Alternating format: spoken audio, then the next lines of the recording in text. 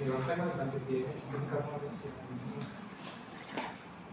kira-kira apa ini berarti kemungkinan kan kamu kan belajar pneumonia, pura, apa lagi? Edema paru. Jadi antara pneumonia bakterial, pneumonia apa kan banyak bagiannya tuh. Kalau di ronsen ya kita cuma bisa bilang pneumonia, baik dia viral, bakteri. Yang beda mungkin nanti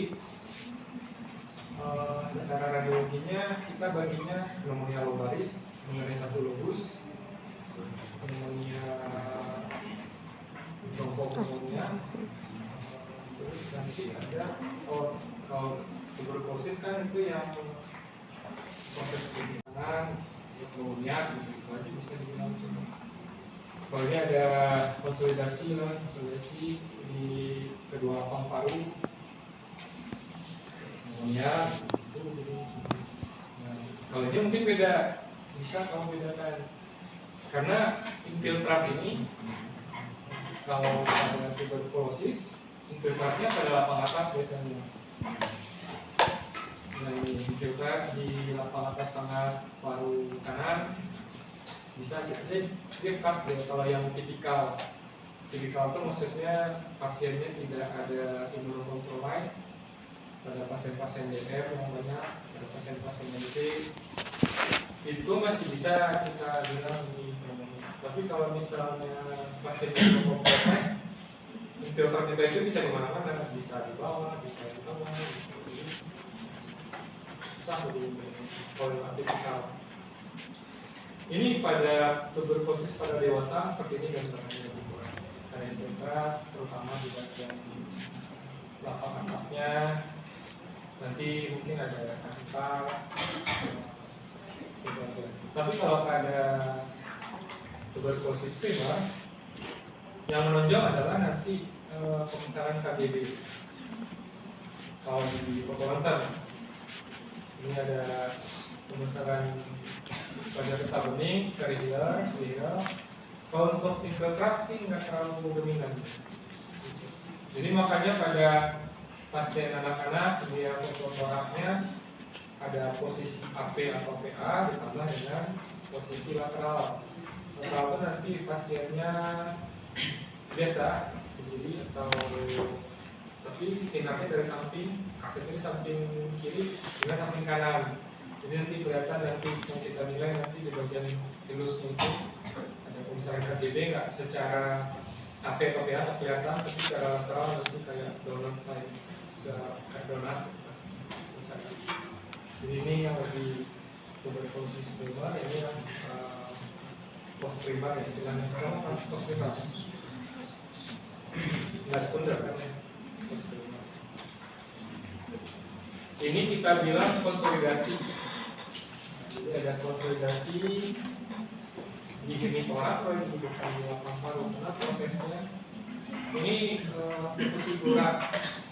Evolusi plura, kalau di radiologika ada namanya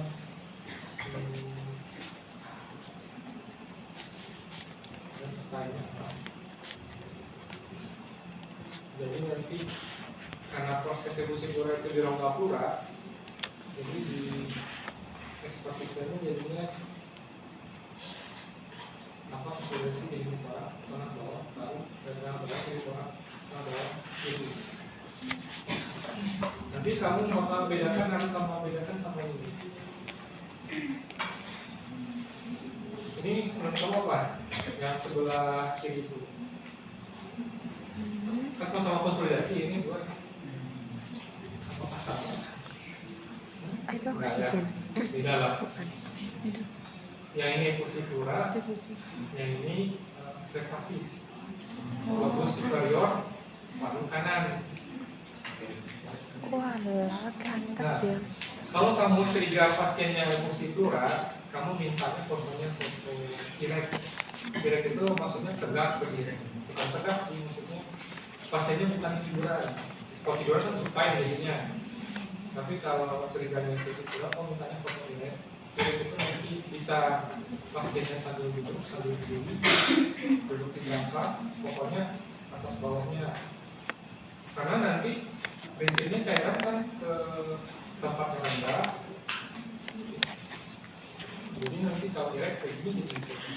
nanti kalau kamu minta udah kamu kode di situ, nanti biasanya kan yang di GD itu diambilnya kodenya supine sih.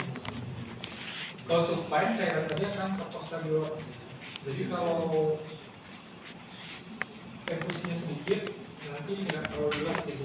Jadi di posterior paling kayak ini retrosternal space-nya biasanya mau hitam gitu. Dan retrokardiak ini kan jantung, yang ini di belakang jantung juga sapi hitam, tidak ada apa-apa. Cuman kalau ini kan ini salah satu foto yang wajib kamu tahu lah kalau kamu dapat seperti ini. Ada bisa dibilang ada Bisa sekali tuh. gambaran oval di ini kurang tengah, kan bisa masa bisa macam-macam, tapi sebenarnya ini salah satu finishing tumor atau pseudotumor itu efusi plural ya, nanti dikurangi nanti berapa hari bilang. Jadi kalau kamu ketemu misalnya seperti ini dan kamu minta foto lateral, nanti ada ini foto lateral ini kan di kanan kayaknya, kamu minta foto lateral kanan. Jadi yang karena sisi kanan itu lebih dekat ke detektor tadi, ke kaset tadi, jadi lebih detail gambarnya. Kalau di kanan kanannya kalau minta foto lateral kiri, nggak jelas sejelas ini nanti jadinya.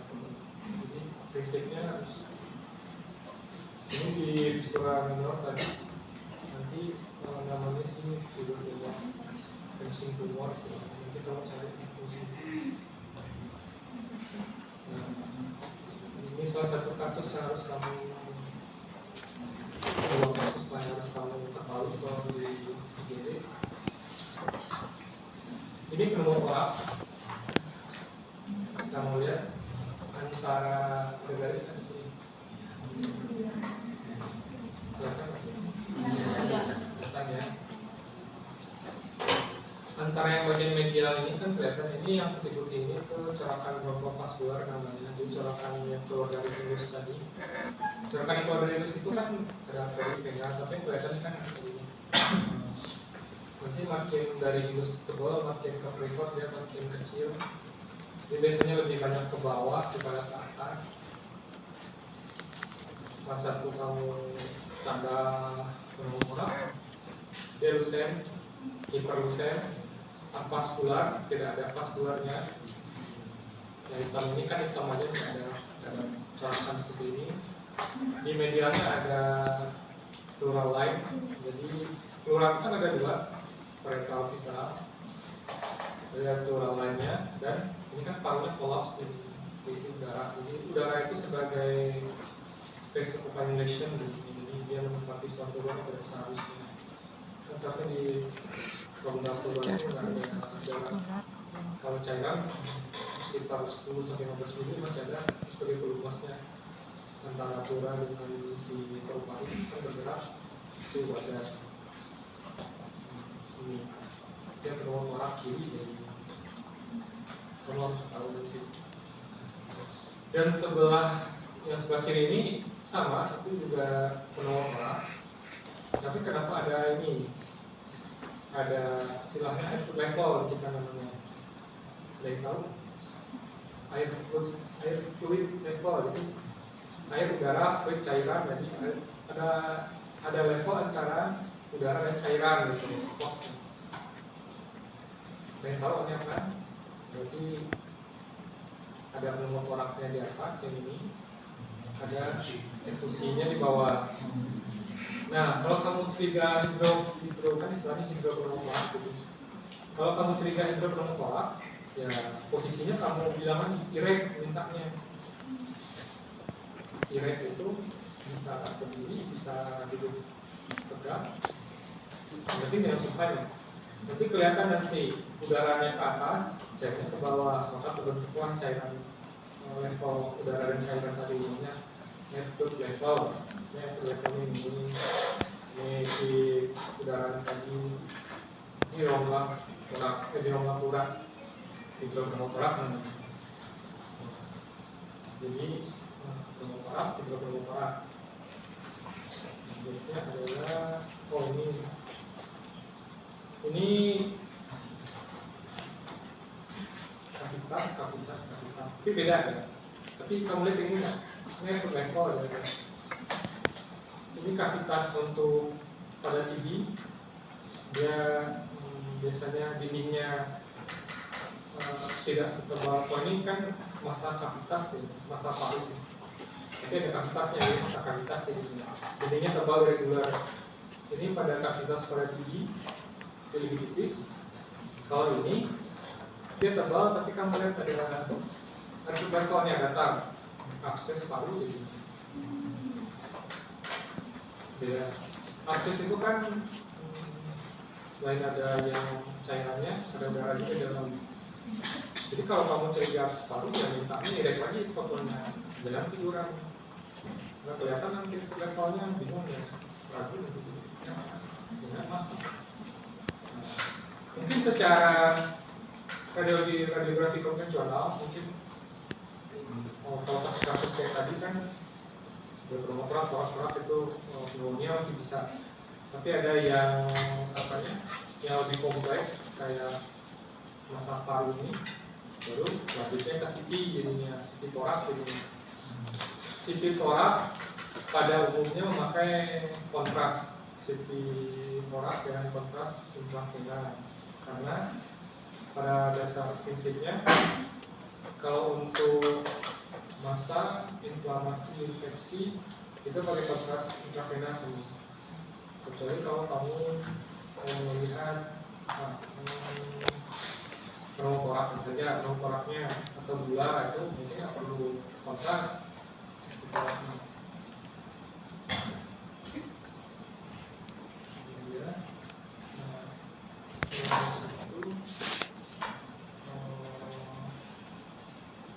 Jadi apapun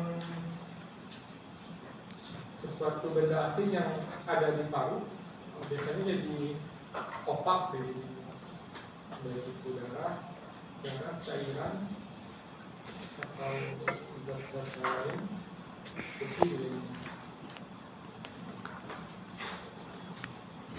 Ini foto selain untuk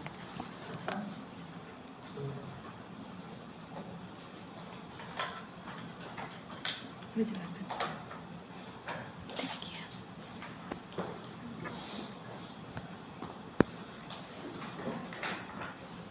Adalah kardiomegali, jadi jantungnya besar. Kalau pada foto PA, kalau apabila CPR-nya lebih dari 50% itu bisa kita bilang kardiomegali. CPR itu adalah kardiotoracik rasio. Jadi kardiotoracik rasio itu nanti kamu batas jantung kanan paling jauh ke batas jantung kiri paling jauh dibagi dengan lebar lubang torak. Jadi kalau 50% untuk foto PA dewasa di atas itu berarti kardiomegali. Kalau untuk foto AP dia 55%. Di atas 55% kalau foto AP itu kardiomegali. Itu yang pertama besarnya jantung. Bisa kamu melihat apanya lagi? Kelainan letak mungkin. Kalau normal kan apex di kiri, ada apex jantung yang di kanan, distokalis. Tergantung lagi kamu lihat. Apakah di bawahnya juga. Biasa kan foto orang itu sebelah sini ada gambaran lusen udara daster biasanya. Dan sebelah sini dia tetap opak karena terlempar di situ. Kalau dia distokardi terus data sini ada gambar lusen udara daster berarti dengan bagus.